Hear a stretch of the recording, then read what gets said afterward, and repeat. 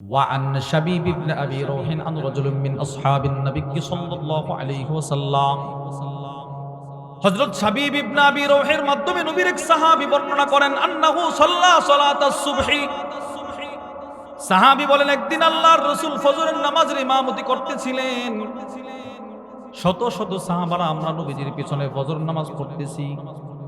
ফাকরা আর-রূম 23 নম্বর পারার 3 নম্বর পৃষ্ঠায় একটা সূরা আছে, আলিফ লাম মিম গুলিবাতির রূম। এই সূরা রাসূল তেলাওয়াত শুরু করলেন। পালতাবাসা আলাইহি, আল্লাহর নবী তেলাওয়াত করতে গিয়ে বারবার আটকায়া যাচ্ছেন, বারবার আটকায়া যাচ্ছেন, বারবার আটকিয়ে যাচ্ছেন। কোনোভাবেই নবীজি সামনে অগ্রসর হতে পারছেন না। নবীজির উপরে কোরআন নাজিল হয়েছে, নবীজি আটকায়া যাইতেছেন, কষ্ট হইতেছে রাসূলের তেলাওয়াত করতে। ফালাম্মা সাল্লা রাসূলুল্লাহ, আল্লাহর রাসূল নামাজ শেষ করলেন। নামাজ শেষ করে নবীজি ইচ্ছা করলে বলতে পারতেন, কে রে তোমরা না ওযু করো নাই, শুদ্ধ করে ওযু কে করো নাই, দাঁড়াও। বলতে পারতেন না, পারতেন না, বলেন। আরে নবীজি ইচ্ছা করলে বলতেন, এই কে কার একজনের ওযু ঠিক হয় নাই, জিবরিল আমারে বলছে, কার ওযু ঠিক হইছে না, দাঁড়াও। তো ওই সাহাবী দাঁড়াইতে বাধ্য। কিন্তু আল্লাহর রাসূল চিন্তা করলেন, এই মুহূর্তে যদি আমি তারে দাঁড় করাই তাহলে সব মানুষের সামনে তার সম্মানে আঘাত আসতে পারে। সুবহানাল্লাহ বলেন। আল্লাহর রাসূলের চরিত্র আর আখলাক কত সুন্দর। নবীজি বলতে লাগলেন, মা বালু আকওয়াম, অপরাধ করছে একজন। নবীজি সব সাহাবাদেরকে উদ্দেশ্য করে বলতে লাগলেন, মানুষের কি হলো, ইউসাল্লুনা মাআনা ওয়ালা ইহসিনুনা তুহুর, নামাজ পড়ে আমার পিছে কিন্তু ভালো করে ওযু করে না। সুবহানাল্লাহ বলেন। নবীজি কিন্তু ওই লোকটারে দাঁড় করায় নাই। রাসূল বলেন, মানুষের কি হলো, আমি নবীজির পিছনে নামাজ পড়তে আসি কিন্তু মানুষ ভালো করে ওযু করে না। এবার একজন আরেকজনের দিকে তাকায়, কারে বলছে রে, কিন্তু যে এই কাজটা করছে সে বুঝে ফেলছে, সে নিজেকে সংশোধন করে নিয়েছে। সুবহানাল্লাহ।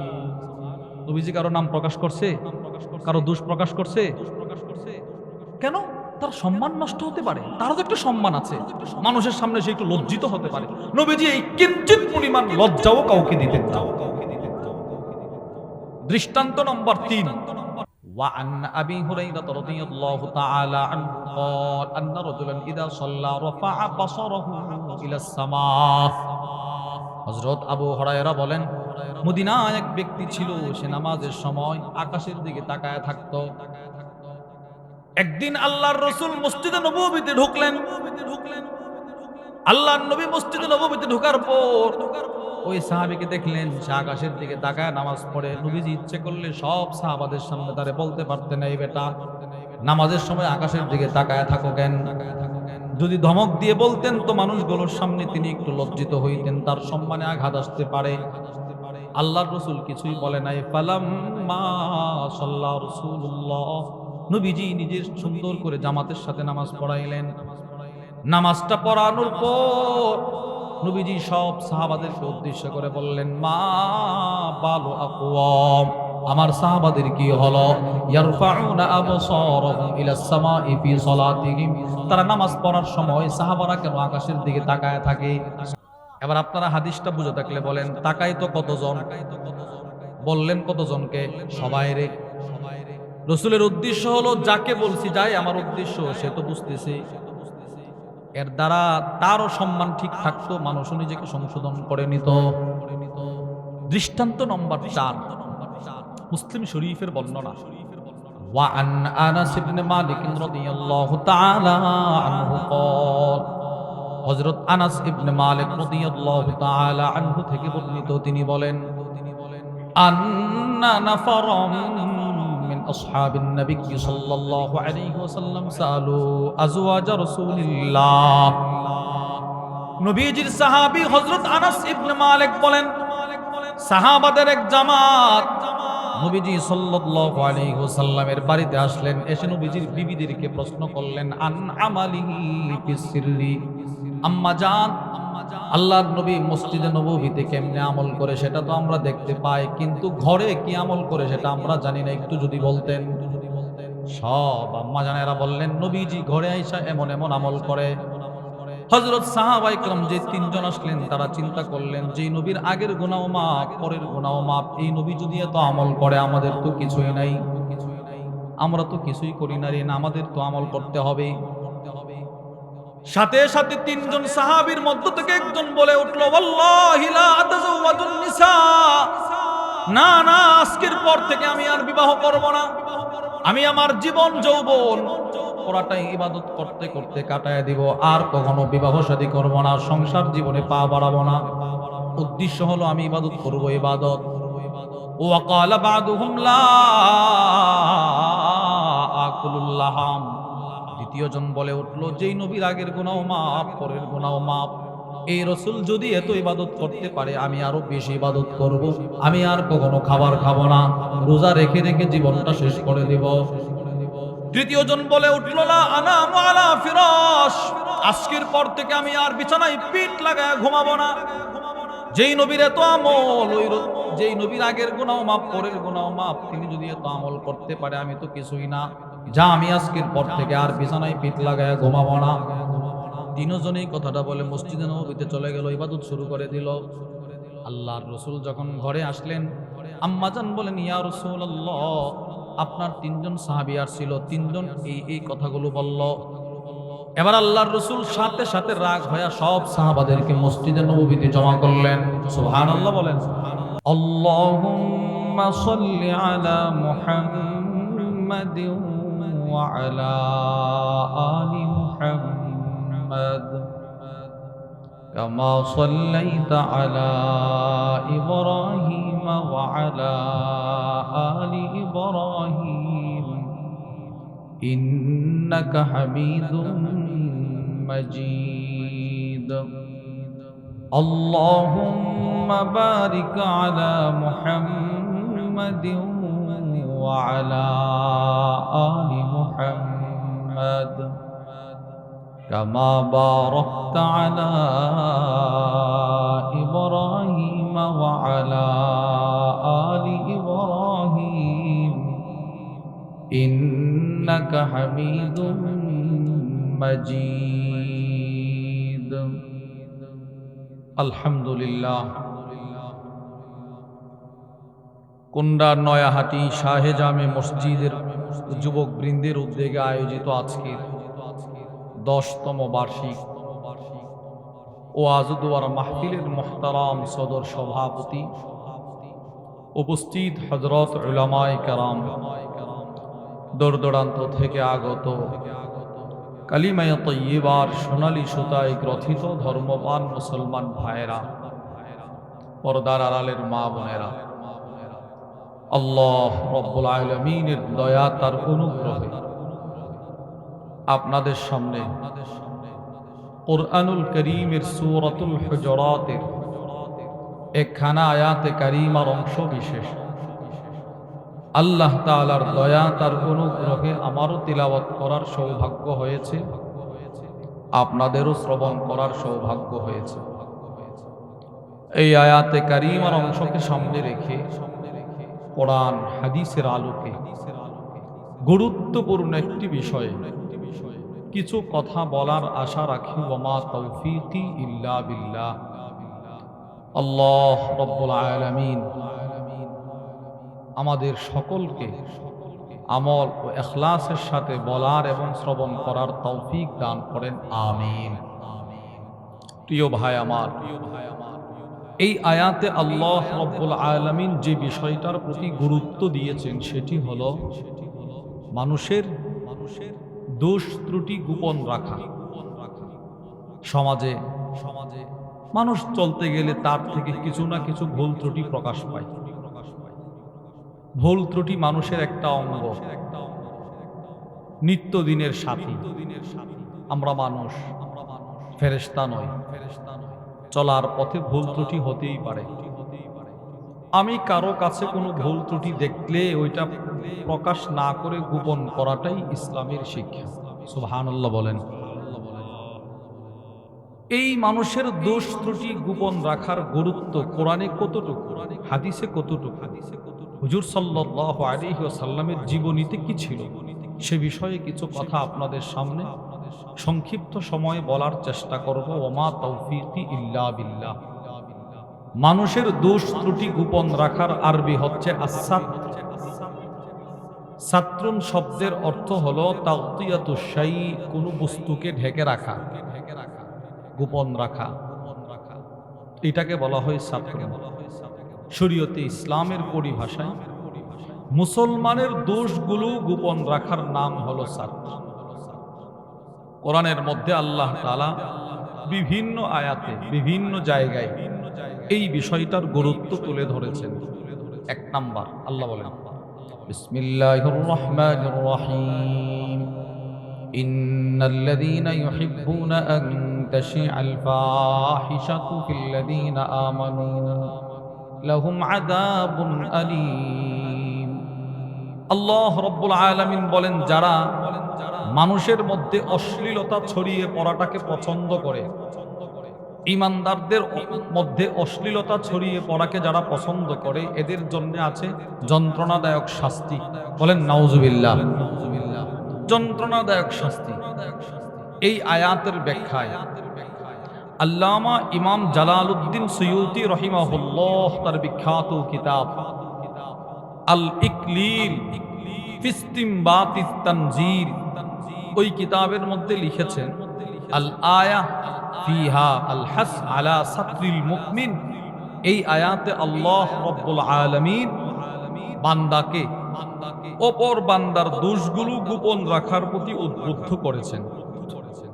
আয়াত নাম্বার 2 আল্লাহ বলেন, বিসমিল্লাহির রহমানির রহিম, ইয়া আইয়ুহাল্লাযীনা আমানু ইজতানিবু কাসীরাম মিনাজ যন্ন। আল্লাহ রাব্বুল আলামিন বলেন, হে ঈমানদারগণ, মানুষের ব্যাপারে বেশি বেশি খারাপ ধারণা করা থেকে বিরত থাকো। মানুষের ব্যাপারে ধারণা করবা না। কিছু মানুষ আছে শুধু মানুষের ব্যাপারে খারাপ ধারণা করে, আল্লাহ নিষেধ করছেন। কেন? ইন্না বা'দায যন্নি ইসম, কেননা কিছু কিছু ধারণা পাপ। দূর থেকে ধারণা করে একটা, বাস্তবে আর একটা, গুনাহের ভাগীদার হইলাম। এজন্য মানুষের ব্যাপারে ধারণা করা থেকে বিরত থাকা। এই আয়াতেরও ব্যাখ্যায় তাফসীর বাগাবীর মধ্যে এসেছে, হযরত আব্দুল্লাহ ইবনে আব্বাস রাদিয়াল্লাহু তাআলা আনহুমা বলেন, নাহাল্লাহুল মুমিন আন ইয়াতাতাব্বা আওরাতিল মুমিন। আল্লাহ রাব্বুল আলামিন পৃথিবীর সমস্ত মুমিনদেরকে নিষেধ করলেন, তোমরা যেন অন্য কোনো মানুষের দোষ প্রকাশ করবা না। আল্লাহ তাআলা পৃথিবীর সব মুমিনদেরকে আদেশ করলেন, এক মুমিন আরেক মুমিনের দোষগুলো গোপন রাখবা, প্রকাশ করবা না। তাহলে আমরা দুইটা আয়াত থেকে বুঝলাম মানুষের দোষ ত্রুটি গোপন রাখার গুরুত্ব কোরআনে আছে। এবার আসেন আমরা কিছু হাদিস থেকে শুনব।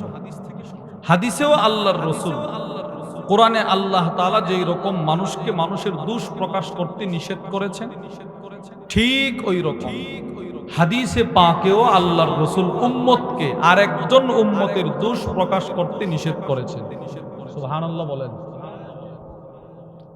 দৃষ্টান্ত, ওয়ান আবি হুরায়রা রাদিয়াল্লাহু তাআলা আনহু ক্বাল, হযরত আবু হুরায়রা রাদিয়াল্লাহু তাআলা আনহু থেকে বর্ণিত, তিনি বলেন, ক্বালান নবী সাল্লাল্লাহু আলাইহি ওয়াসাল্লাম,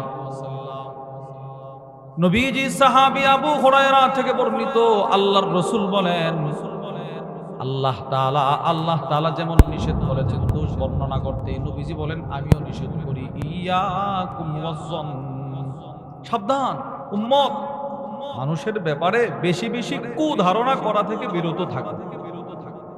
ইন্নাজ যন্না আকযাবুল হাদিস, কেননা মানুষের ব্যাপারে ধারণা করাটা, এর দ্বারাই মিথ্যা উৎপন্ন হয়, মিথ্যা তৈরি হয়, সৃষ্টি হয়। মানুষ বুরকা পরা একজন তার সাথে আছে, দূর থেকে আপনি একটা খারাপ ধারণা করছেন, বাস্তবে ওই মহিলাটা তার মাও হতে পারে, বোনও হতে পারে, স্ত্রী হতে পারে, মেয়ে হতে পারে।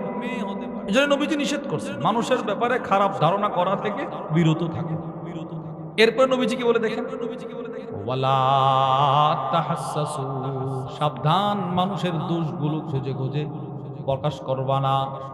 ওয়ালা তাজাসসু, মানুষের ব্যাপারে গোয়েন্দাগিরি করবা না।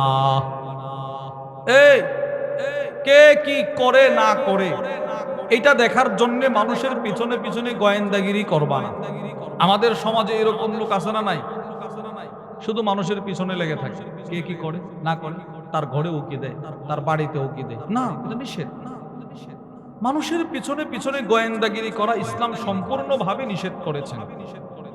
আল্লামা মুহাম্মদ ইবনে হিব্বান তার বিখ্যাত কিতাব রাউদাতুল উকালা ওয়া নুজহাতুল ফুদালা, ওই কিতাবের মধ্যে লেখেন আত-তাজাসসুস মিন শুআবিন নিফাক, মানুষের পিছনে পিছনে লেগে থাকা এই বদ অভ্যাস যাদের, বুঝতে হবে তারা মুনাফিক। নাউজুবিল্লাহ বলেন, এটা করা যাবে না। নবীজি নিষেধ করছে।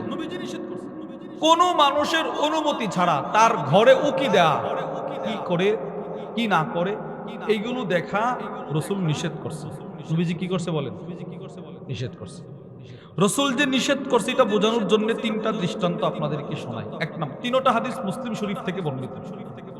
ওয়া আন আবি হুরায়রা রাদিয়াল্লাহু তাআলা আনহু قال, হযরত আবু হুরায়রা রাদিয়াল্লাহু তাআলা আনহু থেকে বর্ণিত, তিনি বলেন ক্বালান নবী সাল্লাল্লাহু আলাইহি ওয়াসাল্লাম, আল্লাহর রাসূল বলেন, মান ইত্তালা ফি বাইতি কওমিন বিগাইরি ইযনিহিম, আমার উম্মত শোনো, পৃথিবীর কোন মানুষ যদি কারো ঘরে কারো বাড়িতে তার অনুমতি ছাড়া উকি দেয়, আপনি আমার বাড়িতে গিয়ে আমার অনুমতি ছাড়া আমার ঘরে উকি দেয়া নিষেধ।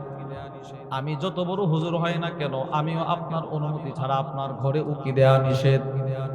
এটা ইসলামের বিধান। এটা ইসলামের কি বিধান? আমি আপনার ঘরে উকি দেয়া নিষেধ, আপনিও আমার ঘরে উকি দেয়া নিষেধ। সাবধান, নিষেধ তো নিষেধ, নবীজি নিষেধ করছে, বাস, আর কোনো কথা নাই। এরপরেও কেউ যদি উকি দেয়, নবীজি বলে ফাকাদ হাল্লালাহুম আইয়াফকাউ আইনা, তোমার ঘরে তোমার অনুমতি ছাড়া কেউ উকি দিলে তুমি একটা লোহা দিয়ে তার চোখে আঘাত করে চোখটা নষ্ট করে দাও। বিষয়টার গুরুত্ব আছে না নাই? নবীজি বলতেছেন তার চোখ নষ্ট করে দাও। রাসূল আরো কি বলে জানেন? মুসলিম শরীফের বর্ণনা, ওয়া আন আবি হুরায়রা রাদিয়াল্লাহু তাআলা আনহু قال, হযরত আবু হুরায়রা থেকে বর্ণিত, আল্লাহর রাসূল বলেন, লাউ আন্না রাজুলান ইত্তালা আলাইকা বিগাইরি ইযনিক, হে আবু হুরায়রা, কোন মানুষ যদি তোমার অনুমতি ছাড়া তোমার ঘরে উকি দেয়, তুমি কি করো না করো দেখার জন্য, গোয়েন্দাগিরি করার জন্য, ফাখাদাফতাহু বিহাসা, তুমি একটা পাথর নিয়ে তার চোখে ঢিল মারবা, ফাফাকাতা আইনাহু, তুমি তার চোখটা নষ্ট করে দাও, ফুটো করে দাও। এই যে তুমি তার চোখে আঘাত করে চোখ নষ্ট করে দিলা, মা কানা আলাইকা মিন জুনাহ, এর কারণে তোমার কোনো অপরাধ হবে না। আমি বলছি, নবীজি বলতেছেন সাহাবীকে, তোমার ঘরে কেউ অনুমতি ছাড়া উকি দিলে চোখে আঘাত করো। আশ্চর্যের হাদিস শুনেন। একদিন নবীজি রাসূলুল্লাহ সাল্লাল্লাহু আলাইহি ওয়াসাল্লামের ঘরে দরজা লাগিয়ে মাথা আঁচড়াচ্ছিলেন, চিরুনি দিয়ে নবীজি মাথা চিরুনি করছিলেন। আর এক লোক নবীজির ঘরের দরজার ছিদ্র দিয়ে রাসূল কি করে এটা বারবার দেখতেছিল। নাউজুবিল্লাহ বলেন না? এটাও মুসলিম শরীফের বর্ণনা। ওয়া আন সাহল ইবনে সাদ আস-সাঈদী রাদিয়াল্লাহু তাআলা আনহু قال, হযরত সাহল ইবনে সাদ বলেন, আন্না রাজুলান ইত্তালা ফি হুজরিন ফি বাবি রাসূলিল্লাহ, এক ব্যক্তি নবীজির একটা দরজা সমূহের ভিতরে একটা দরজার ছিদ্র দিয়ে উকি দিল। কি করে রাসূল দেখার জন্য। ও মা রাসূলিল্লাহি সাল্লাল্লাহু আলাইহি ওয়াসাল্লাম মিদরাহ, নবীজির হাতে ছিল একটা চিরুনি, ইয়াহুক্কু বিহি রাসা, যে চিরুনিটা দিয়ে নবীজি নিজের মাথা চিরুনি করছিলেন। রাসূল তো মনোযোগ দিয়ে আশ্রাইতেছেন, ওই লোক নবী কি করে দেখতেছেন। ফালাম্মা রাআহু রাসূলুল্লাহি সাল্লাল্লাহু আলাইহি ওয়াসাল্লাম, হঠাৎ করে নবীজি দেখে ফেললেন। সুবহানাল্লাহ বলেন না? নবীজি দেখে ফেলছেন, কি রে? এবার আল্লাহর রাসূল বলেন, ইয়া ফুলান, এই বেটা, লাউ আ'লামু আন্নাকা তানজুরুনি, আমি যদি আগে থেকে জানতাম তুমি আমাকে দেখতেছো আমি কি করি না করি, লা তা'আনতু বিহি ফি আইনি, তাহলে যেই চিরুনি দিয়ে আমি মাথা চিরুনি করছিলাম, ওই চিরুনিটা দিয়ে তোর চোখে আঘাত করে চোখগুলো নষ্ট করে দিতাম। নবীজির চাইতে আমাদেরকে আর কেউ বেশি ভালোবাসে? বলেন না, ভালোবাসে? আপনার জন্য, আমার জন্য বহু রাত নবীজি কাঁদতে কাঁদতে বিছানা ভিজাইছে। এই নবীজি বলতেছে, আমি যদি দেখতাম যে তুমি আমি কি করি ঘরে উকি দিতেছো, তাহলে এই চিরুনিটা দিয়ে তোর চোখটা নষ্ট করে দিতাম। নবীজি কি পরিমাণ কষ্ট পাইলে এই কথাটা বলতে পারে? প্রিয় সুধী আমার, এই তিনটা হাদিস থেকে আমরা বুঝলাম মানুষ মানুষের পিছনে লুকিয়ে লুকিয়ে গোয়েন্দাগিরি করা জায়েজ? বলেন জায়েজ? নিষেধ। মানুষ এগুলো করে কেন? দোষ দোষ খোঁজার জন্য, আর দোষ তার কাছে না। এক নাম্বার হাদিস আমরা পাইলাম, মানুষের দোষ তালাশ করা যাবে না। হাদিস নাম্বার 2, وعن أبي برزة الأسلمي رضي الله تعالى عنه قال,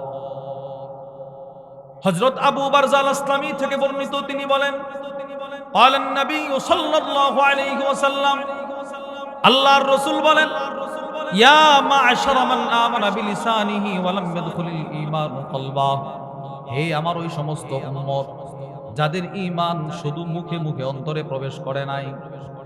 আল্লাহর রাসূল বলতে চাচ্ছেন, কিছু মানুষের ঈমান আছে শুধু মুখে মুখে, অন্তরে নাই। হুজুর, কার ঈমান শুধু মুখে মুখে অন্তরে নাই? যে লোকটা নামাজের আজান শোনার সময়ও দোকানে বসে বসে টেলিভিশন দেখে নামাজ পড়ে না, তার ঈমান শুধু মুখে মুখে অন্তরে নাই। যে বছরে যাকাত দেয় না, তার ঈমান শুধু মুখে অন্তরে নাই। যে হজ ফরজ হওয়ার পরেও হজ করে না, কাবার ভালোবাসা যার অন্তরে নাই, তার অন্তরে ঈমান নাই, ঈমান শুধু মুখে। বলেন নাউজুবিল্লাহ। নবীজি বললেন, যাদের ঈমান শুধু মুখে মুখে, তোমরা শোনো। কি শুনবা? রাসূল বলেন, লা তাগতাবুল মুসলিমিন, সাবধান, তোমরা মুসলমানদের দোষ তালাশ করবা না। এই হাদিসেও কি পাইলেন? নবীজি মানুষের দোষ তালাশ করতে কি করছে? মাশাআল্লাহ, নিষেধ করছে। এরপরে নবীজি কি বলে জানেন? ফা ইন্নাহু মান তাতাব্বা আওরাতা আখিহিল মুসলিম, পৃথিবীর যে মানুষটা অন্য মুসলমান ভাইয়ের দোষ তালাশ করে, তাতাব্বা আল্লাহু আওরাতাহু, স্বয়ং আল্লাহ ওই লোকটার দোষ তালাশ করবেন। নাউজুবিল্লাহ বলেন।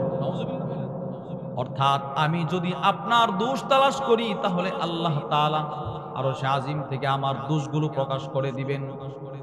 আমি জিন্দেগিতে কি পরিমাণ দোষ করেছি, অপরাধ করেছি, পাপ করেছি, পৃথিবীর কেউ না জানলেও একজন জানেন, তিনি কে? সবাই বলেন, তিনি কে? আমি কি পরিমাণ অপরাধ করেছি আমি হয়তো জানি না, শুধু এই সপ্তাহ কে কি পরিমাণ অপরাধ করেছে কারো জানা নাই, গণা নাই। একটা কিতাব আছে ডান কাঁধে, একটা কিতাব আছে বাম কাঁধে, সবগুলোর মধ্যে কিন্তু তারিখ সহ লেখা আছে, এত তারিখে এতটার সময় এতটা রাত্রে তুমি এই কাজগুলো করেছো, লেখা আছে এখানে। আল্লাহর রাসূল বলেন, কেউ যদি দুনিয়াতে অন্য মানুষের দোষ প্রকাশ করে, আল্লাহ তাআলা তার দোষগুলো প্রকাশ করে দিবেন। ওমান তাতাব্বা আল্লাহ ইয়াফদাহুহু ওয়ালাউ ফি জাওফি বাইতি, আল্লাহ যার দোষ তালাশ করবেন তাকে তার ঘরের মধ্যেই লাঞ্ছিত করে ছাড়বেন। নাউজুবিল্লাহ বলেন। হাদিসটা বুঝছেন? আমি যদি কারো দোষ তালাশ করি, তো আমার দোষগুলো তালাশ করবে কে? আর আল্লাহ দোষ তালাশ করলে আমি বাঁচতে পারবো? রাসূল বলেন, আল্লাহ যার দোষ তালাশ করবে তাকে তার ঘরের মধ্যেই লাঞ্ছিত করে ছাড়বে। 3 নম্বর হাদিস, হযরত মুআবিয়া রাদিয়াল্লাহু তাআলা আনহুকে আল্লাহর রাসূল একদিন বলেন, মুআবিয়া, জি, ইন্নাকা ইনিত্তাবাতা আওরাতিন নাস আফসাদতাহুম, মুআবিয়া, মানুষ চলার পথে অনেক ভুল ত্রুটি করে ফেলবে, তুমি কারো ভুল ত্রুটি দেখে ফেললে প্রকাশ করবা না, গোপন রাখবা। যদি প্রকাশ করো তাহলে তুমি যেন মানুষটাকে মেরে ফেললা, ধ্বংস করে ফেললা। কিভাবে? একটা মানুষ মনে করেন সমাজের ভালো মানুষ, চেষ্টা করে ভালোভাবে চলার জন্য, থাকার জন্য, শয়তানের কুমন্ত্রণায় পড়ে সে একটা অপরাধ করে ফেলছে, গুরুতর অপরাধ করে ফেলছে, কেউ জানে না, আপনি জানেন। এবার আপনি যদি এই দোষটা প্রকাশ করেন, তো ওই লোকটা চিন্তা করে, হায় আমার তো সব শেষ, মান সম্মান সব শেষ, আমি এখন কেমনে বাজারে মুখ দেখাবো, কেমনে এলাকায় মুখ দেখাবো। এই লোকটা নিজের জীবনটাকে পর্যন্ত সে শেষ করে দিতে পারে, আত্মহত্যাও করতে পারে। না, এগুলো করতে নাই। পারলে গোপনে তাকে বোঝানো, তার দোষটা অন্যের কাছে প্রকাশ করতে ইসলাম কি করেছে? নিষেধ করছে। তিনটা হাদিস থেকে আপনারা কি বুঝলেন? হাদিসের মধ্যেও মানুষের দোষ প্রকাশ করা, দোষ প্রকাশ না করার গুরুত্ব আছে না নাই? দুইটা আয়াত, তিনটা হাদিস থেকে আমরা বুঝলাম। এবার আসেন, এত গুরুত্ব থাকার পরেও কেউ যদি মানুষের দোষ তালাশ করে আর প্রকাশ করে, তার শাস্তিটা কি? এক নাম্বার, রাসূল বলেন, আসমানের নিচে জমিনের উপরে যারা মানুষের দোষ তালাশ করে, ওর চাইতে নিকৃষ্ট আর কেউ নাই। আউযুবিল্লাহ, সকলে বলেন, তার চাইতে নিকৃষ্ট আর কেউ নাই। আবু দাউদ শরীফের বর্ণনা, ওয়া আন আবি হুরায়রা রাদিয়াল্লাহু তাআলা আনহু ক্বাল ক্বালা রাসূলুল্লাহ সাল্লাল্লাহু আলাইহি ওয়াসাল্লাম মিন শাররিন নাস দুল ওয়াজহাইন। আল্লাহর রাসূল বলেন, দুই মুখওয়ালা মানুষগুলো, জমিনের দুই মুখওয়ালা মানুষগুলো সবচাইতে নিকৃষ্ট। কয় মুখওয়ালা মানুষ? ইয়া রাসূলুল্লাহ, দুই মুখওয়ালা মানে কি? নবীজি বলে, আল্লাযী ইয়াতি হাউলাই বিওয়াজহিন ওয়া হাউলাই বিওয়াজহিন। দুই ভাই ঝগড়া করছে, ভাই ভাই ভুল বোঝাবুঝি হয়েছে, একটু কথা কাটাকাটি হয়েছে। তৃতীয় জন এই ভাইয়ের কাছে গিয়ে এই ভাইয়ের দোষগুলো প্রকাশ করে, ঝগড়া লাগা, তার কাছে গিয়ে প্রকাশ করে, আমি তোমার দলে। তো তার দুর্বলতা সে পায়া, তার দোষগুলো আবার পরের দিন এই ভাইয়ের কাছে গিয়ে লাগা। এরকম মানুষ আছে না নাই? ভাই ভাই ঝগড়া লাগায়, এলাকার মধ্যে ঝগড়া লাগায় দেয়, পাড়ার মধ্যে ঝগড়া লাগায় দেয়। এইরকম কিছু মানুষ, এদেরকে হাদিসের ভাষায় বলা হয় দ্বিমুখী মানুষ। বলেন কি? দ্বিমুখ মানে দুই মুখওয়ালা, দুই মুখওয়ালা, বড় ভয়ঙ্কর। এই হাদিসের ব্যাখ্যায় ইমাম নববী রাহিমাহুল্লাহ, ইমাম বদরুদ্দিন আল আইনি রাহিমাহুল্লাহ উমদাতুল কারির মধ্যে নিয়ে এসেছেন, ইয়াতি কুল্লা তাইফাতিন বিমা ইরদিহা ওয়া ইয়াযহারু লাহা আন্নাহু, সে প্রত্যেকটা দলের কাছে যা গিয়ে বলে, আমি তোমার দলের মানুষ। মুখালিফুল লিদিদ্দিহা, এই পূর্ব পাড়ার মানুষের সাথে আমি নাই, আমি তোমাদের সাথে আছি। আবার পূর্ব পাড়ার মানুষের কাছে গিয়ে বলে, আমি তোমাদের সাথে, পশ্চিম পাড়ার সাথে আমি নাই। এইরকম ভাবে মানুষের মধ্যে ঝগড়া লাগছে। নবীজি বলেন, ওর চাইতে নিকৃষ্ট মানুষ পৃথিবীতে, তাহলে সে কয় মুখওয়ালা? এবার নবীজি দেখেন শাস্তি নাম্বার 2 কি বলে, আবু দাউদ শরীফের বর্ণনা, ক্বালা রাসূলুল্লাহ সাল্লাল্লাহু আলাইহি ওয়াসাল্লাম মান কানা লাহু ওয়াজহানি ফিদ দুনিয়া। আল্লাহর রাসূল বলেন, যেই মানুষটা দুনিয়াতে দুই মুখওয়ালা হবে, কানা লাহু ইয়াউমাল কিয়ামাতি লিসানানি মিন নার, জাহান্নামেও তার জিহ্বা হবে আগুনের দুইটা। নাউযুবিল্লাহ বলেন, যার দুনিয়াতে মুখ দুইটা, জাহান্নামে আগুনের জিহ্বাও কয়টা? দুইটা। আগুনের জিহ্বা হবে, আগুনের জিহ্বা। মানুষ চিনবে যে সে দুনিয়াতে মানুষের মধ্যে ঝগড়া লাগাইছে, একজনের দোষ আরেকজনের কাছে প্রকাশ করে। আল্লাহ আমাদের সকলকে হেফাজত করেন, জোরে বলেন আমিন। শাস্তি নাম্বার 3, যারা দুনিয়াতে মানুষের দোষ চর্চা করে। আমি যত মানুষের দোষ চর্চা করেছি, প্রত্যেকটা মানুষের দোষের চর্চার জিনিসটাকে আল্লাহ হাসরের ময়দানে আগুনের পোশাক বানায়া আমার শরীরে পরিধান করাইয়া দিবে, আগুনের, জাহান্নামের আগুনের পোশাক। ওয়া আনিল মুস্তাওরিদ রাদিয়াল্লাহু তাআলা আনহু ক্বাল ক্বালা রাসূলুল্লাহ সাল্লাল্লাহু আলাইহি ওয়াসাল্লাম, আল্লাহর নবী বলেন, মান আকালা বিরাজুলিল মুসলিমিন আকলাতান ফাইন্নাল্লাহ তাআলা ইউতইমুহু মিসলাহা মিন নারি জাহান্নাম। পৃথিবীতে যে মানুষটা অন্য মানুষের দোষ চর্চা করলো, দোষ প্রকাশ করলো, দোষগুলো মানুষের কাছে বলে বলে বেড়াইলো, যতগুলো দোষ সে বর্ণনা করলে, সেই দোষগুলোকে হাসরের ময়দানে জাহান্নামের আগুনে পোড়া একটা খাবার বানানো হবে। খাবার, ওই খাবারটা যে দোষ বর্ণনা করেছে তার মুখ দিয়ে ঢুকিয়ে দেওয়া হবে। নাউযুবিল্লাহ বলেন, আগুন, আগুন। ওমান কুসিয়া সাওবান বিরাজুলিন ফাইন্নাল্লাহা ইয়াকসু মিসলাহু মিন জাহান্নাম। যে ব্যক্তি দুনিয়াতে মানুষের দোষ বর্ণনা করাটাকে নিজের গায়ের পোশাক বানাইলো, মানে অভ্যাস বানায় ফেললো, হাসরের ময়দানে জাহান্নামের আগুন দিয়ে তাকে পোশাক পরিধান করানো হবে। নাউযুবিল্লাহ বলেন, আল্লাহ আমাদেরকে হেফাজত করেন। 3 নম্বর শাস্তিটা শুনবেন, দেখেন, আল্লাহ নিজে,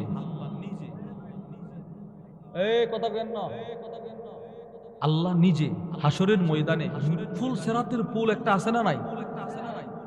ফুল সিরাত, এটার মধ্যে যারা দুনিয়াতে মানুষের দোষ প্রকাশ করে বর্ণনা করত, আল্লাহ নিজে ওই দোষ প্রকাশকারীকে ফুলসেরাতে আটকায় দিবে।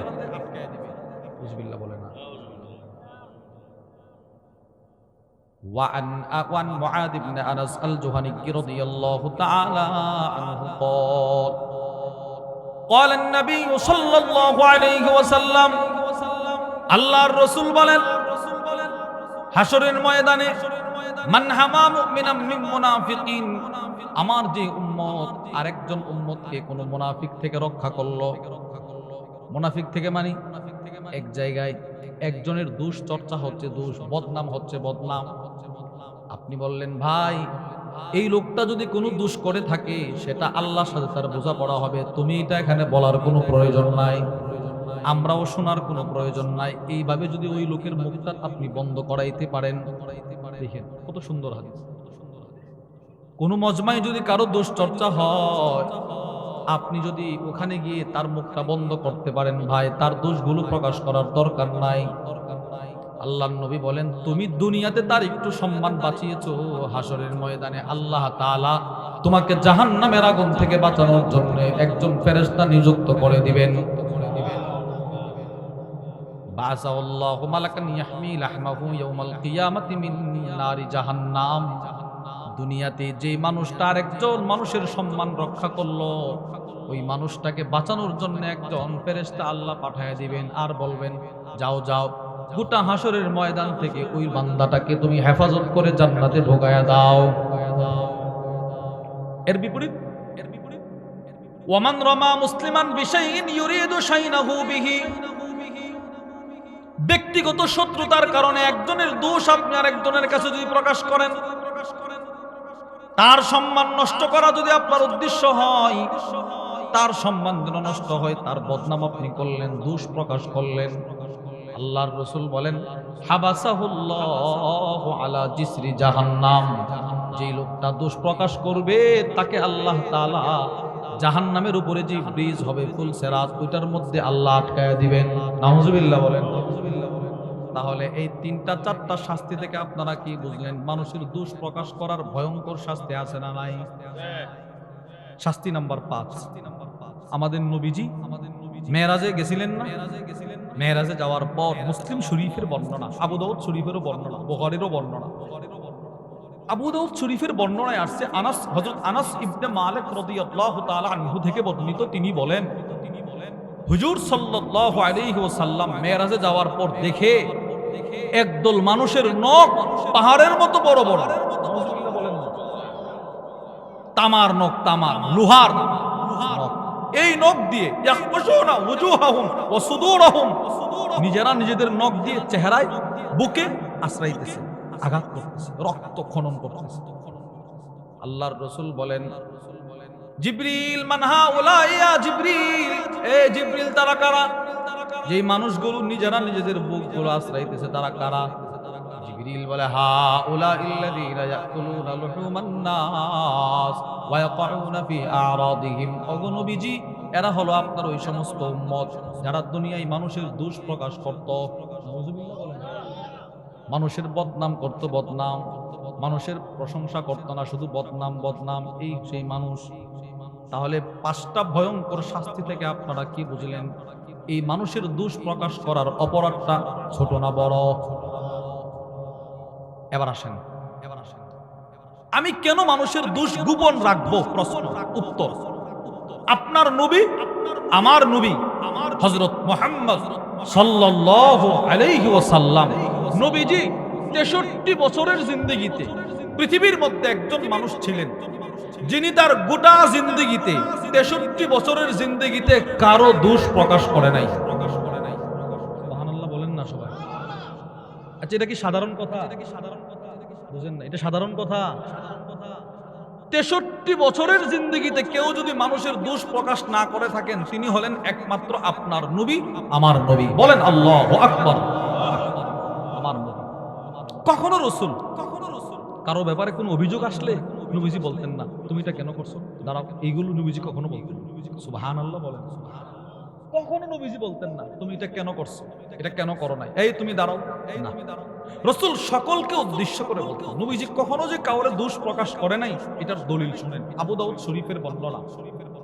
وعن عائشة رضي الله تعالى عنها قالت أما জান عائشة الصديقة رضي الله تعالى عنها থেকে বর্ণিত তিনি বলেন كان رسول الله صلى الله عليه وسلم إذا بلغه عن الرجل الشيء আল্লাহর রাসূলের কান মুবারকে যদি কোনো সাহাবীর ব্যাপারে কোনো অভিযোগ আসতো, কারো ব্যাপারে কোনো কথা যদি নবীজির কানে আসতো, অর্থাৎ ইয়া রাসূলুল্লাহ আপনার এই সাহাবী কাজটা করছে, উনি এই কাজটা করছে, উনি এই কাজটা করছে, কোনো একটা অভিযোগ আসছে কানে, লাম ইয়াকুল মা বালু ফুলান, আল্লাহর নবী কখনো বলতেন না তুমি এটা কেন করলা না, তুমি এটা কেন করলা। অর্থাৎ নবীজি কখনো ওই মানুষগুলোর নাম প্রকাশ করতেন না, কখনো নবীজি কাউকে বলতেন না তুমি এটা কেন করলা না, তুমি এটা কেন করলা, নবীজি কখনো এটা বলতেন না। সুবহানাল্লাহ বলেন না। তাহলে 63 বছরের জিন্দেগিতে কারো দোষ প্রকাশ করে নাই, তিনি কে? আমার নবী। বলেন কে? বলেন কে? আমার নবী। আম্মা জান হযরত আয়েশা আস-সিদ্দিকা রাদিয়াল্লাহু তাআলা আনহা বলেন, নবীজির কাছে কারো ব্যাপারে কোনো অভিযোগ আসলে নবীজি কখনো বলতেন না এই তুমি নাকি এটা করছো, তুমি নাকি এটা করো নাই, না। তো নবী কেমনে বলতেন? রাসূল সকলকে উদ্দেশ্য করে বলতেন। একজন অপরাধ করলে নবীজি সকলকে বলতেন যে মানুষের কি হলো, মানুষ এগুলো কেন করে, মানুষের কি হলো, মানুষ এগুলো কেন করে না। সুবহানাল্লাহ বলেন। মনে করেন আপনাদের এখানে একটা দৃষ্টান্ত, এখানে কেউ একজন একটা অপরাধ করছে, এতগুলো মানুষের সামনে তারা দাঁড় করাইলে সে একটু কষ্ট পাবেন, আরে তার সম্মান নষ্ট হবে না? হবে না? নবীজি কোথায় চিন্তা করছেন? নবীজি অপরাধ করছে একজন, নবীজি সকলকে বলতেন যে আপনাদের কি হলো যে আপনারা এই কাজটা করলেন। বলেন এই কাজটা কি সবাই করছে না একজন? নবীজি সকলকে বলতেন। তো যে করছে সে চিন্তা করতো হায় হায় নবী তো আমারে বলতেছে, না আমার সংশোধন হতে হবে, তো সে নিজেকে সংশোধন করে নিল। এতে করে ফায়দা কি হতো? তার সম্মানও ঠিক থাকতো, মানুষ চিনতেও না কেউ অপরাধটা করছে, কিন্তু সে নিজেকে নিজে সংশোধন করে নিল। উত্তম চরিত্র আমার নবীর ভিতরে ছিল। কিছু দৃষ্টান্ত শুনেন। বুখারী শরীফের বর্ণনা।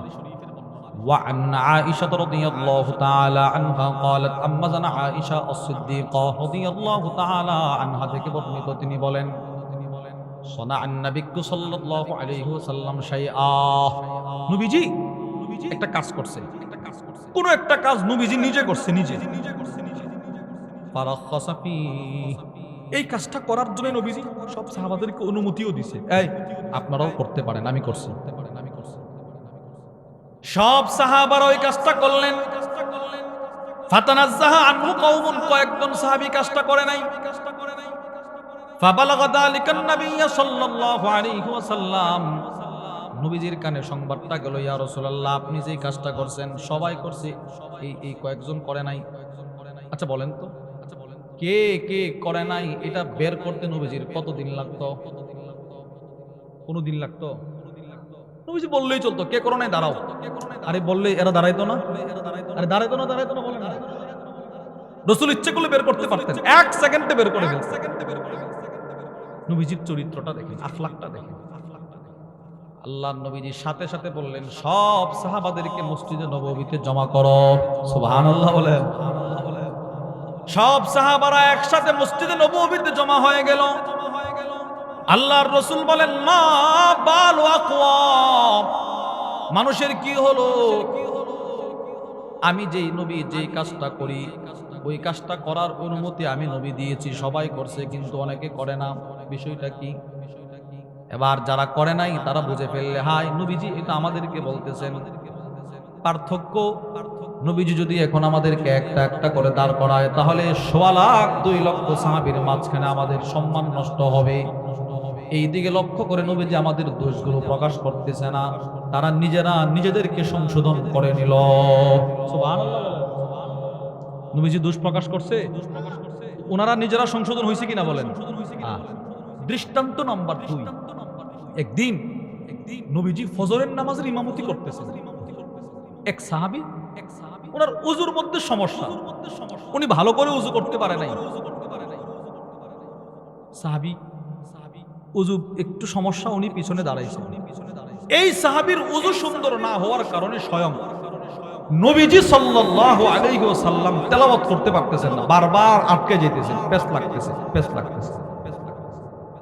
নবীজি নামাজের ইমামতি করেন। নাসাই শরীফের বর্ণনা।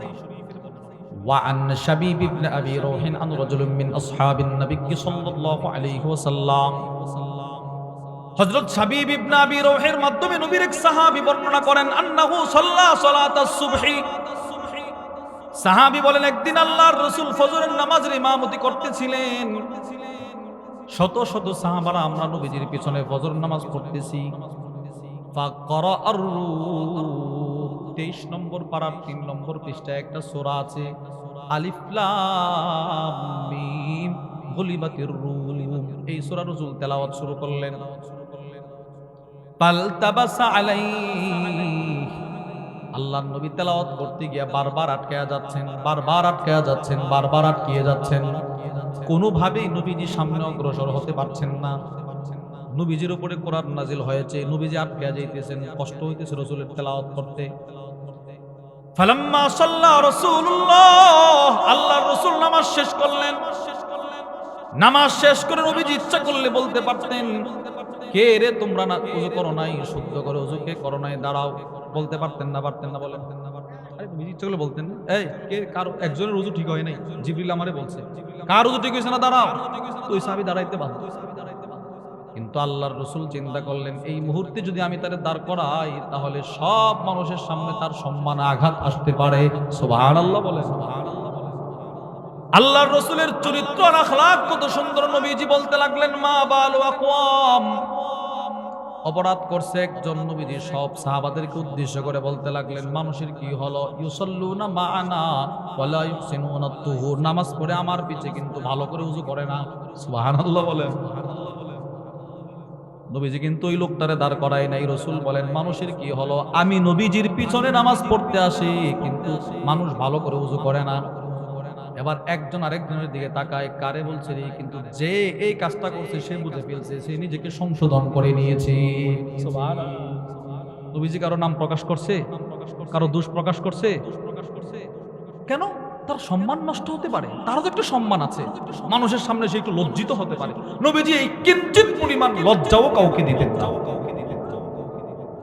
দৃষ্টান্ত নম্বর 3, মদিনায় এক সাহাবী ছিলেন। উনি নামাজ পড়ার সময় আকাশের দিকে তাকায় থাকেন। আমরা এদিকে তাকাই, উনি এদিকে তাকায়।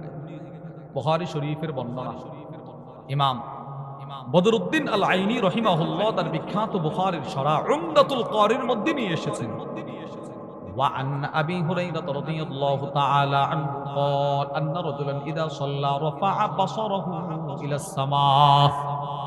হযরত আবু হুরায়রা বলেন, মদিনায় এক ব্যক্তি ছিল, সে নামাজের সময় আকাশের দিকে তাকায় থাকত।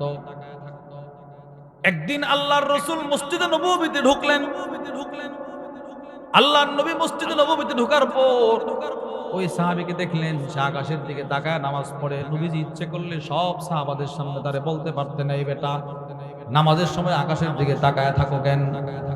যদি ধমক দিয়ে বলতেন তো মানুষগুলোর সামনে তিনি একটু লজ্জিত হইতেন, তার সম্মানে আঘাত আসতে পারে।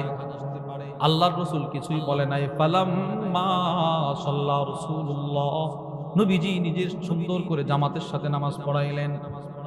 নামাজটা পড়ানোর পর নবীজি সব সাহাবাদেরকে উদ্দেশ্য করে বললেন, মা বালু আকওয়াম, আমার সাহাবাদের কি হলো, ইয়ারফাউনা আবসারহুম ইলাস সামাই ফি সালাতিহিম, তারা নামাজ পড়ার সময় সাহাবারা কেন আকাশের দিকে তাকায় থাকে? এবার আপনারা হাদিসটা বুঝে থাকলে বলেন, তাকাই তো কতজন? বললেন কতজনকে? সবাই রে। রাসূলের উদ্দেশ্য হলো, যাকে বলছি যাই আমার উদ্দেশ্য সে তো বুঝতেছে, এর দ্বারা তারও সম্মান ঠিক থাকতো, মানুষও নিজেকে সংশোধন করে নিত। দৃষ্টান্ত নম্বর 4, মুসলিম শরীফের বর্ণনা। وعن أنس بن مالك رضي الله تعالى عنه قال, হযরত আনাস ইবনে মালিক রাদিয়াল্লাহু তাআলা আনহু থেকে বর্ণিত, তিনি বলেন, আন্না নাফারাম মিন আসহাবিন নবী সাল্লাল্লাহু আলাইহি ওয়াসাল্লাম সালু আজওয়াজ রাসূলিল্লাহ। নবীজির সাহাবী হযরত আনাস ইবনে মালিক বলেন, সাহাবাদের এক জামাত নবীজি সাল্লাল্লাহু আলাইহি ওয়াসাল্লামের বাড়িতে আসলেন, এসে নবীজির বিবিদেরকে প্রশ্ন করলেন আন আমালিহি ফিসসিররি। আম্মা জান, আল্লাহর নবী মসজিদে নববীতে কেমনে আমল করে সেটা তো আমরা দেখতে পাই, কিন্তু ঘরে কি আমল করে সেটা আমরা জানি না, একটু যদি বলতেন। সব আম্মা জানেরা বললেন নবীজি ঘরে আইসা এমন এমন আমল করে। হযরত সাহাবায়ে কেরাম যে তিনজন আসলেন তারা চিন্তা করলেন যে নবীর আগের গুনাহ মাফ, পরের গুনাহ মাফ, এই নবী যদি এত আমল করে আমাদের তো কিছুই নাই, আমরা তো কিছুই করি না রে, না আমাদের তো আমল করতে হবে। সাথে সাথে তিনজন সাহাবীর মধ্য থেকে একজন বলে উঠল ওয়াল্লাহি লা আতাযাওয়াজুন নিসা, না না আজকের পর থেকে আমি আর বিবাহ করব না, আমি আমার জীবন যৌবন পুরাটাই ইবাদত করতে করতে কাটায় দিব, আর কখনো বিবাহ শাদী করব না, সংসার জীবনে পা বাড়াবো না, উদ্দেশ্য হলো আমি ইবাদত করব, ইবাদত। ওয়াকালা বাদুহুম লা আকুলুল লাহাম, দ্বিতীয় জন বলে উঠলো যেই নবীর আগের গুনাহ মাফ, পরের গুনাহ মাফ, এই রাসূল যদি এত ইবাদত করতে পারে আমি আরো বেশি ইবাদত করব, আমি আর কখনো খাবার খাবো না, রোজা রেখে রেখে জীবনটা শেষ করে দেব। তৃতীয় জন বলে উঠলো লা আনামু আলা ফিরাশ, আজকের পর থেকে আমি আর বিছানায় পিঠ লাগায় ঘুমাবো না। যেই নবীর এত আমল, ওই যেই নবীর আগের গুনাহ মাফ, পরের গুনাহ মাফ, তিনি যদি এত আমল করতে পারে আমি তো কিছুই না, যা আমি আজকের পর থেকে আর বিছানায় পিঠ লাগায় ঘুমাবো না। তিনজনেই কথাটা বলে মসজিদে নববীতে চলে গেল, ইবাদত শুরু করে দিল। আল্লাহর রাসূল যখন ঘরে আসলেন, আম্মাজান বলেন ইয়া রাসূলুল্লাহ, আপনার তিনজন সাহাবী আসছিল, তিনজন এই কথাগুলো বলল। এবার আল্লাহর রাসূল সাথে সাথে রাগ হয়ে সব সাহাবাদেরকে মসজিদে নববীতে জমা করলেন। সুবহানাল্লাহ বলেন। নবীজি জমা করলেন। আচ্ছা বলেন তো কোন তিনজন এই কথাগুলো বললেন? নবীজি ইচ্ছে করলে খুঁজে খুঁজে বের করতে পারতেন না? পারতেন না। এই তিনজনকে বের করতে নবীজির কতদিন লাগতো? শুধু বলতেন কে কে গেছিল দাঁড়াও, তারা দাঁড়ায়া যাইতো। কিন্তু নবীজি চিন্তা করলেন আমার সাহাবীরা তো ভালো দৃষ্টিকোণ থেকেই বলছে ইবাদত বেশি করতে চায়, কিন্তু এটা তো ঠিক না। নবীজিদেরকে সংশোধন করতে চাইলেন। রাসূল সকলকে উদ্দেশ্য করে বললেন মা বালু আকওয়াম, আমার সাহাবাদের কি হলো? তিনজন না সবাই? সবাই। নবীজি বলে আমার সাহাবাদের কি হলো, মানুষের কি হলো? ক্বালু কাযা ওয়া কাযা, কেউ বলে আর কখনো বিবাহ করবে না, কেউ বলে আর কখনো খাবার খাবে না, কেউ বলে আর কখনো বিছানায় পিঠ লাগায় ঘুমাবে না। এরা কি আমাকে দেখে না? আমি নবীজি খাবারও খাই, রোজাও রাখি, ঘুমাই, নামাজও পড়ি, ইফতারও করি। সুবহানাল্লাহ বলেন। নবীজি কি তিনজনের নাম বলছে?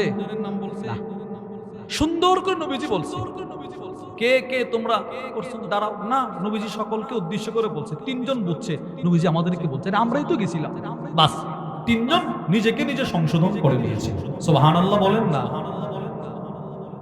তাহলে প্রিয় সুধী, প্রিয় ভাই আমার, আপনারা এই চারটা দৃষ্টান্ত থেকে আপনারা কি বুঝলেন? নবীজি কখনো কারো কোনো দোষ প্রকাশ বলেন না, কখনো কারো কোনো দোষ প্রকাশ করে নাই। এবার আসেন, আমি কেন মানুষের দোষ গোপন রাখবো? উত্তর, আমার নবীজি মানুষের দোষ গোপন রাখতেন। প্রশ্ন, আর কে রাখতেন? সমস্ত সাহাবারা মানুষের দোষ গোপন রাখতেন। গোপন। সুবহানাল্লাহ বলেন। সাহাবারা মানুষের দোষ কি রাখতেন? গোপন রাখতেন। একটা দৃষ্টান্ত শোনেন। আল্লামা আবুল ফরজ আব্দুর রহমান ইবনুল জাওজি রাহিমাহুল্লাহ তার বিখ্যাত কিতাব সিফাতুস সাফওয়া, ওই কিতাবের মধ্যে নিয়ে এসেছেন একটা ঘরে হযরত ওমর ইবনুল খাত্তাব রাদিয়াল্লাহু তাআলা আনহু, নবীজির আরেকজন সাহাবী হযরত জারীর ইবনে আব্দুল্লাহ আল বাজালি, যাকে বলা হতো এই জমানার এই নবীর উম্মতের পয়গম্বর ইউসুফ আলাইহিস সালাম। সুবহানাল্লাহ বলেন। মানে হযরত জারীর ইবনে আব্দুল্লাহ ছিলেন অনেক সুন্দর, অনেক সুন্দর। হযরত ওমর ইবনুল খাত্তাব ওনারে দেখলে বলতেন ইউসুফ হাদিহিল উম্মাহ, তুমি এতটাই সুন্দর জারীর, তুমি যেন কেমন এই উম্মতের পয়গম্বর ইউসুফ। সুবহানাল্লাহ বলেন। তিনি অনেক মেধাবী ছিলেন, মেধাবী হযরত জারীর ইবনে আব্দুল্লাহ আল বাজালি, তার মেধা দেখে নবীজি আশ্চর্য হয়ে যায়। সুবহানাল্লাহ। এই পরিমাণ ব্রেন ছিল, জেহেন জাকাত তার এত ভালো ছিল। কোন মজমাই সাহাবারা বসা, নবীজি বয়ান করতেছেন, এই সাহাবী যদি পরে আসতেন, পরে তো নবীজি নিজের চাদর বিছায়া বলতেন, জারির তুমি আইসা এখানে বসো। অথবা রসুল কাউকে বলতেন, তুমি একটু পিছনে যাও, জারিরকে সামনে দাও। এত জ্ঞানী ছিলেন, এত মেধা সম্পন্ন ব্যক্তি ছিল। এবার শুনেন, একটা ঘরে হযরত ওমর ইবনুল খাত্তাব, হযরত জারির ইবনে আব্দুল্লাহ আর অনেক মানুষ একটা সালিশ বসছে, বিচার বৈঠক বসছে। বসার পর এক লোক তার মনের অজান্তে বায়ু ত্যাগ করছে, বায়ু বাতাস ছাড়ছে, বাতাস বুঝেন নাই, হাওয়া ছেড়ে দিছে, বাতাস ছেড়ে দিছে। এটা গায়রি ইখতিয়ারি বিষয়, অনেক সময় মজমার অনেকেরই এটা হয়, স্বাভাবিক। হযরত ওমর ইবনুল খাত্তাব রাদিয়াল্লাহু তাআলা রাগিলা মানুষ, তিনি বলেন আমার মনে চাইছিল সে কি সমাজ বুঝে না, এতগুলো মানুষের মধ্যে সে দুর্গন্ধটা ছেড়ে দিল। আমার মনটা চাইছিল আমি বলি, যাও বেটা তুমি উঠো, কে এই কাজটা করছে, একটু উঠো গিয়ে উযু করে আসো। হযরত ওমর ইবনুল খাত্তাব বলে আমার মনটা চাইছিল আমি দাঁড়ায়া তারে উঠায়া দিই, যেই মাত্র দাঁড়াইছি এই কথাটা বলবো, ঠিক এমন সময় হযরত জারির ইবনে আব্দুল্লাহ আল বাজালি বলেন, হে আমিরুল মুমিনিন আও ইয়াতাওয়াদ্দাউল কওমু জামিআ, আমরা সকলে এই মুহূর্তে উযু করে আসলে কেমন হয়? সুবহানাল্লাহ। বুঝছেন কিছুটা? হে আমিরুল মুমিনিন আমরা সকলে উযু করে আসি। তাহলে কে এই কাজটা করছে এটা এখন আর প্রকাশ হচ্ছে না, কারণ আপনি এখন যারা দাঁড় করাইবেন সে তো দাঁড়াবে আপনার ভয়ে, সে তো একটু লজ্জিত হবে যে এতগুলো মানুষের সামনে সে দাঁড়াইলে নিজেকে একটু লজ্জিত মনে করবে, তার সম্মান আঘাত ক্ষুণ্ণ হতে পারে। তো সাহাবী বলেন, হে আমিরুল মুমিনিন আমরা সকলে উযু করে আসি। এতে করে সেও শিক্ষাটা তার হয়ে যাবে, সে আর কখনো করবে না। বাদ বাকি কে করলো এটাও আমরা তার দোষটা প্রকাশ করলাম। সাহাবা ইকরাম মানুষের দোষ কি রাখতেন? বলেন কি রাখতেন? এবার আমি যদি মানুষের দোষ গোপন রাখি আমার লাভ কি? হুজুর সাল্লাল্লাহু আলাইহি ওয়াসাল্লাম বলেন, দুনিয়াতে তুমি কারো দোষ যদি গোপন রাখো, আল্লাহ তোমার দোষগুলো আখিরাতে গোপন রাখবে। দুনিয়াতে আমি মানুষের দোষ গোপন রাখলে আখিরাতে আমার দোষগুলো গোপন রাখবে কে? বলেন কে? মান সাতারা মুসলিমান সাতারাহুল্লাহু ফিদ দুনিয়া ওয়াল আখিরাহ। দুনিয়াতে কোন মুসলমানের দোষ যদি আপনি গোপন রাখেন, দুনিয়া আখিরাতে আপনার দোষ আল্লাহ গোপন রাখবে। একটা দৃষ্টান্ত আপনাদেরকে শুনাই, খেয়াল করে হাদিসটা শুনবেন। মুসলিম শরীফের বর্ণনা, বুখারীরও বর্ণনা। وعن صفوان بن محرز المازني رحمه الله تعالى عنه قال, হযরত সফওয়ান ইবনে মুহরিজ আল মাজিনী বলেন, কুনতু আমশি মা আব্দুল্লাহ ইবনে উমর, আমি নবীজির সাহাবী হযরত আব্দুল্লাহ ইবনে উমরের সাথে রাস্তা দিয়ে হাঁটতেছিলাম। ইদ আরাদা রাজুলুন, হঠাৎ করে আব্দুল্লাহ ইবনে উমর নবীজির সাহাবীর সামনে এক ব্যক্তি আইসা এভাবে দাঁড়াইছে, দাঁড়িয়ে বলতে লাগলেন, হে আব্দুল্লাহ ইবনে উমর, কাইফা সামি'তা রাসূলুল্লাহ সাল্লাল্লাহু আলাইহি ওয়াসাল্লাম ইয়াকুলু ফিন নাজওয়া। হে আব্দুল্লাহ ইবনে উমর, হাসরের ময়দানে আল্লাহ তাআলা এক বান্দার সাথে গোপনে গোপনে কথা বলবেন, ওই গোপনে গোপনে কথা বলার হাদিসটা কি আপনি রাসূলের কাছ থেকে শুনছেন? সুবহানাল্লাহ বলেন না। শুনলে কিভাবে শুনছেন? চিত্রটা কেমন হবে এটা একটু আমারে বলেন। তো হযরত আব্দুল্লাহ ইবনে উমর রাদিয়াল্লাহু তাআলা আনহু বলেন, হ্যাঁ আমি শুনছি তো। সামি'তু রাসূলুল্লাহ সাল্লাল্লাহু আলাইহি ওয়াসাল্লাম, আমি নবীজি সাল্লাল্লাহু আলাইহি ওয়াসাল্লামের কাছ থেকে গোপনে গোপনে আমলটা আমি শুনছি, এই হাদিসটা শুনছি। কি সেই হাদিস? আল্লাহর নবী বলেন, ইন্নাল্লাহ তাআলা ইউদনিল মুমিন, হাসরের ময়দান যখন কায়েম হয়ে যাবে, একজন মুমিনকে আল্লাহ তাআলা গোটা হাসরবাসী থেকে আল্লাহ তাআলার খুব কাছে নিয়ে আসবেন, কাছাকাছি। সুবহানাল্লাহ বলেন না। একজন মুমিনকে আল্লাহ তাআলা খুব কাছাকাছি নিয়ে আসবেন। ফায়াদাউ আলাইহি কানাফাহু, ওই মুমিনকে আল্লাহ তাআলা আল্লাহর বিশেষ রহমতের চাদর দিয়ে ঢেকে ফেলবেন। ওয়ায়াসতুরুহু, তাকে পুরাটা ঢেকে ফেলবেন। আল্লাহ তাআলা নিজের রহমত আর দয়ার চাদর দিয়ে মুমিনটাকে ঢেকে ফেলবেন। শুধু মুমিন আর ওই আল্লাহর কেউ নাই।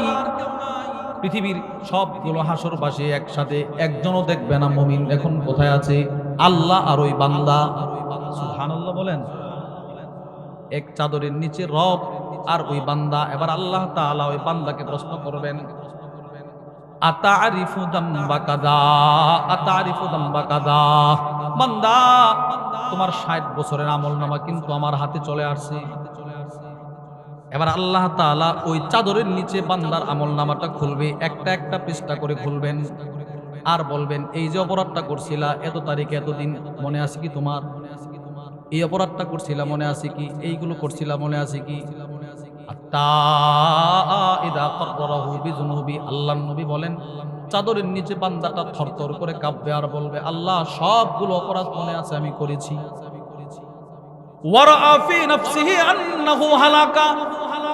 এতগুলো অপরাধ দেখে ওই বান্দা মনে মনে চিন্তা করবে, হায় হায়, নিশ্চিত এখন আমি সোজা জাহান্নামী হয়ে গেলাম, আর বাঁচার সুযোগ নাই।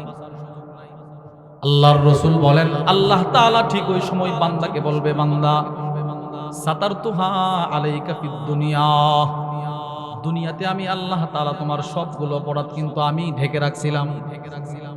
তুমি দুনিয়াতে আমার বান্দাদের দোষগুলো ঢেকে রাখছিলা, আমি তোমার দোষগুলো ঢেকে রেখেছিলাম, আজকেও ঢেকে রাখলাম, কেউ দেখে নাই। সুবহানাল্লাহ বলেন। আনা আগফিরুহা লাকাল ইয়াউম, যাও এই চাদরের নিচ দিয়ে তুমি আমার বানানো জান্নাতে চলে যাও। বলেন, মানুষের দোষ ত্রুটি গোপন রাখলে পরকালে আমার লাভ আছে না নাই? এজন্য আমি আমার দ্বারা যেন কারো কোনো বদনাম না হয়, মানুষের দোষ চর্চা না করা, এটা কঠিন বস্তু, এটা কঠিন বিষয়, এটা থেকে সকলে বিরত থাকতে পারে না। নিজের জবান, নিজের জিহ্বা মানুষের বদনাম, মানুষের দোষ চর্চা করা থেকে বিরত রাখবো। বলেন ইনশাআল্লাহ, বলেন বলেন ইনশাআল্লাহ। আল্লাহ আমাদের সকলকে যে কথাগুলো বললাম সেই কথাগুলোর উপর আমাকে আপনাকে সকলকে আমল করার তৌফিক দান করেন।